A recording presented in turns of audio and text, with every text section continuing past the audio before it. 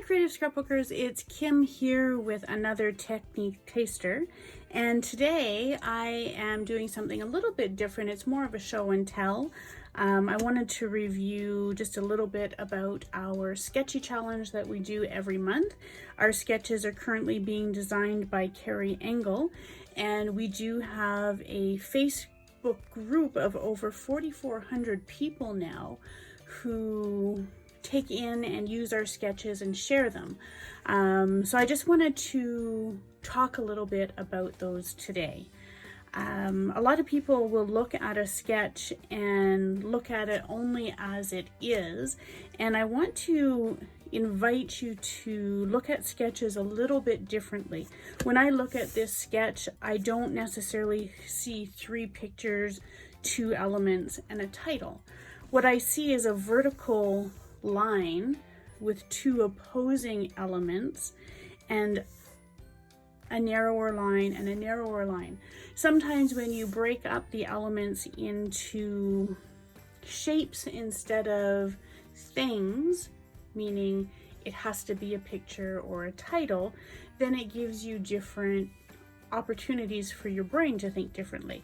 Another thing that I like to encourage people to do is to not be so literal with the sketch.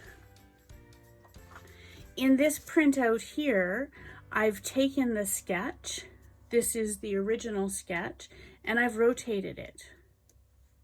Every rotation is potentially a different setup for a sketch, and then you could also mirror it. This particular one, if you mirror it, it's going to be very similar to this size because it is a vertical line. But think of a sketch as being potentially 4 layout opportunities, then mirroring it. You can also take elements and put them on different size pages. So this could be a 12 by 12, it could be an 8 by 8, it could be a card. These are just guidelines, and how you use the guideline is really up to you. So today I wanted to show you 3 takes that I have done using this sketch to show you how I've adapted it for my own use. I've challenged myself to do all 3 projects using one collection. It's Heartfelt Creations Sea Breeze collection. And this is a lovely group of colorful papers and embellishments that will have you thinking sunsets and oceans and boating. This collection also has stamps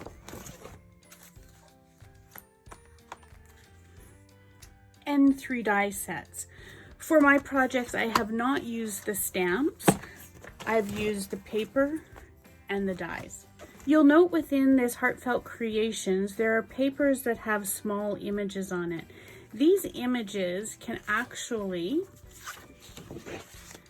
here's one of them here, be cut out using the dies that are included with the set. And you'll see that the projects that I've worked on have used these die cut images to build my layouts.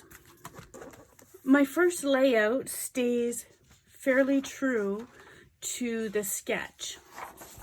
I'll bring it back out again, and you can see I have 3 images. They are not equal in size. They are just taking up that rectangular shape. I have my title to the side.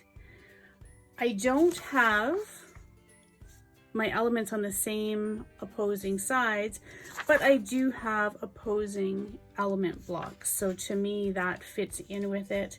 For this, I've used the dies to cut out these images. I've used a Ranger stencil with some Distress Oxide ink to make the light coming out of the lighthouse. And this vertical line running underneath my images is used to do some journaling. My next project is inside this lovely Elizabeth Crafts mini journal. I'm really enjoying this size. And here I have rotated my sketch. So here's the original. I've rotated it. Not exactly true to scale. I've got my long vertical element here with 2 images instead of 3. I have my title as another horizontal element. I have 2 opposing images over here, which remind me of 2 opposing images on the sketch.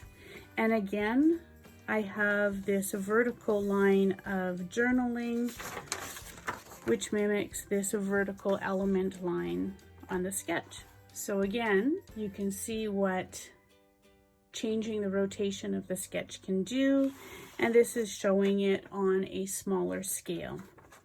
My third and final project is a card, also inspired by the sketch.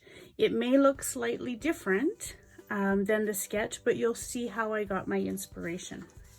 My inspiration comes from this vertical line across the page, which I've used in a longer slim line card, as are quite popular right now. My horizontal line here is my horizontal horizon within the paper. I have maintained this element here. I've looked at it as a rectangle, not a title, and I've added my ribbon in that location. And my elements that I've been inspired by opposing sides are this built-up image here using the die-cut dies, and my title opposing corner, which says especially for you. Again, I've used this Ranger stencil with a distress oxide, and I feel that it is also representative of this sketch, even though it's not a layout. Use the sketches, adapt them how they work for you. Don't feel that you're bound by specific sizes, and this doesn't have to be a photo. This could be a big journal block, and these could be photos. Rotate it, flip it, although you can't see that very well.